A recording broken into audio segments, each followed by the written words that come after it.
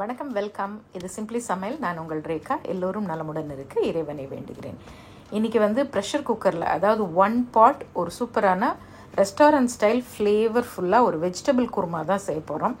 இதை நீங்கள் லஞ்சுக்கும் வச்சுக்கலாம். நைட்டு டின்னர் ஒரு சப்பாத்தியோ இல்லை இடியப்பம் ஆப்பம் இந்த மாதிரி ஐட்டம், ஏன் இட்லி தோசை கூட வச்சு சாப்பிட ரொம்ப நல்லாயிருக்கும். வேலைக்கு போகிறவங்க காலையில் அவசரமாக சட்டுன்னு 2 லஞ்ச் டின்னர் ரெண்டும் சேர்த்து இதை நீங்கள் ரெடி பண்ணிடலாம். ரொம்ப குவிக்காக செய்யலாம். ஃப்ளேவரும் ரொம்ப ரொம்ப நல்லாயிருக்கும். இன்றைக்கி நான் இந்த வெஜ் குருமா மத்தியானம் லஞ்சுக்கு ஒரு புலாவ் செஞ்சேன்.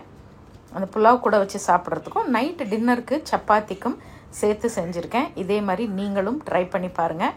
ரொம்ப ரொம்ப ஈஸியாகவும் டேஸ்ட்டாகவும் பண்ணலாம். நம்ம சேனலில் புதுசாக பார்க்குறவங்க, சேனல் உங்களுக்கு பிடிச்சிருந்ததுன்னா மறக்காமல் சப்ஸ்கிரைப் பண்ணிக்கோங்க. பெல் ஐக்கான் கிளிக் பண்ணிவிடுங்க. ஆல் பட்டனும் ப்ரெஸ் பண்ண மறந்துடாதீங்க. வாங்க இப்போ நம்ம கிச்சனுக்கு போகலாம்.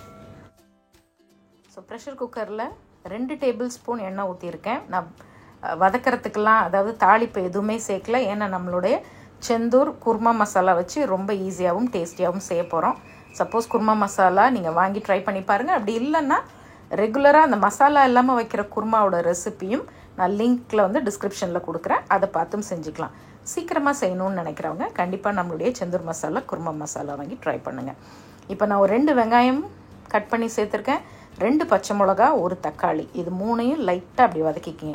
உங்களுடைய சாய்ஸ் ஆஃப் காய்கறி எது வேணாலும் போட்டுக்கலாம். நான் இன்றைக்கி கொஞ்சம் மஷ்ரூம், ஒரு உருளைக்கிழங்கு, கொஞ்சம் டபுள் பீன்ஸ், பச்சை பட்டாணி, இது 4 இருக்குது. அது 4ஐயும் நான் சேர்த்துருக்கேன். நீங்கள் எந்த வெஜிடபிள்ஸ் வேண்டாலும் சேர்த்துக்குங்க. உங்கள்கிட்ட என்ன வெஜிடபிள் இருக்கோ அது.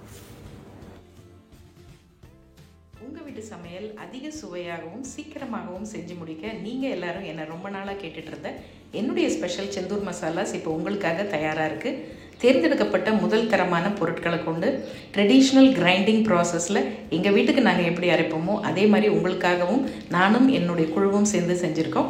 அதோட டீட்டெயில்ஸ் எல்லாம் டிஸ்கிரிப்ஷன் பாக்ஸில் கொடுத்துருக்கேன். காய்கறி எல்லாம் ஒன்றா போட்டு ஒரு நிமிஷம் மீடியம் ஃப்ளேமில் வதக்கி விட்டுருக்கேன். ஏற்கனவே சிக்கன் குருமா போட்டிருக்கேன் ரெசிபி. எல்லோரும் வெஜ் குருமாவும் கேட்டிங்க, அதனால் இப்போ வெஜிடபிள் குருமா. இப்போ கூட 1 டீஸ்பூன் இஞ்சி பூண்டு பேஸ்ட்டும் சேர்த்து நல்லா வதக்கிக்கலாம். அதுக்கப்புறமா நம்மளுடைய குருமா மசாலாலேருந்து 1.5 டேபிள் ஸ்பூன், அதாவது 4 பேர் 2 வேளைக்கு சாப்பிட்ற குவான்டிட்டி நான் இப்போ செய்கிறேன். அதனால் 1.5 டேபிள் ஸ்பூன், கிட்டத்தட்ட 1/4 கிலோ காய்கறி போட்டிருக்கேன். ஒரு டீசெண்டான குவான்டிட்டி இதில் வரும் உங்களுக்கு. So 1.5 table spoon kurma masala சேர்த்து மீடியம் ஃப்ளேமில் நல்லா மசாலாவை அந்த ஃப்ளேவருக்கு நல்லா வதக்கி விட்டுக்குங்க. இப்போ உப்பு ஒரு 3/4 டீஸ்பூன் அளவு உப்பும் சேர்த்துக்கலாம். இஞ்சி பூண்டு பேஸ்ட்டும் சேர்த்து நல்லா வதக்கி விடணும். வதக்கி விட்டதுக்கப்புறமா ஒரு 1.5 கப் அளவு தண்ணி ஊற்றி 1 நிமிஷம் அப்படியே கொதிக்க விடுவோம். ஸோ இப்போ உப்பு சேர்க்குறேன். நல்ல காய்கறியோடு சேர்த்து வதக்கி விட்டுடலாம். பாருங்கள், நல்லா வதங்கிடுச்சு. அடுத்தது நம்ம பச்சை பட்டாணி, அது ஒரு 50 கிராம் சேர்த்துக்கிறேன். அதையும் சேர்த்து கொஞ்சம் நேரம் வதக்கி விட்டுட்டு 1.5 கப் தண்ணி ஊற்றிருக்கேன். ஒரு 1/4 மூடி தேங்காய் துருவலில் ஒரு 4 முந்திரி போட்டு ஒரு நல்ல பேஸ்ட்டாக அரைச்சி வச்சுருக்கேன். அதை உள்ளே சேர்த்துருக்கேன். முந்திரி இல்லைன்னா 1 டீஸ்பூன் பொட்டுக்கடலையும் தேங்காயும் போட்டு அரைச்சிக்கலாம்.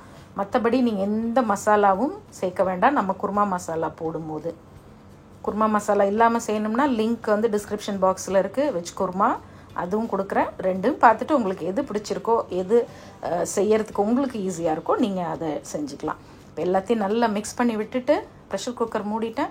மீடியம் ஃப்ளேமில் ஒரே ஒரு விசில், காய்கறி தான் போட்டிருக்கோம், ஒரு விசிலில் அருமையாக குருமா ரெடி ஆகிடும். அப்படியே குக்கரை திறக்கும் போதே வாசனை சூப்பராக இருக்குங்க. நிறைய பேர் வாங்கி பார்த்துட்டு ரொம்ப நல்லா இருக்குது அப்படின்னு சொல்லி ஃபீட்பேக்ஸ் கொடுத்துட்ருக்கீங்க. ரொம்ப ரொம்ப சந்தோஷம். ரொம்ப தேங்க்ஸ்.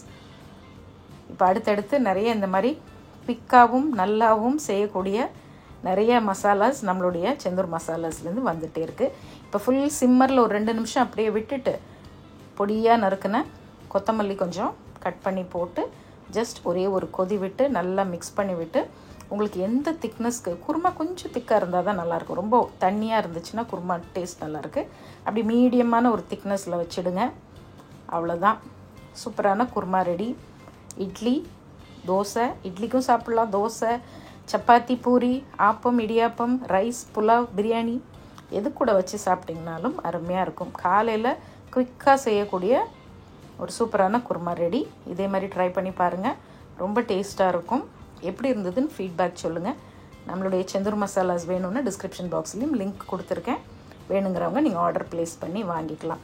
நான் இன்றைக்கி சோயா புலாவ் ஒன்று செஞ்சுருக்கேன். அது கூட இந்த குருமா வச்சு சாப்பிட்றதுக்கு ரொம்பவே அருமையாக இருக்குது.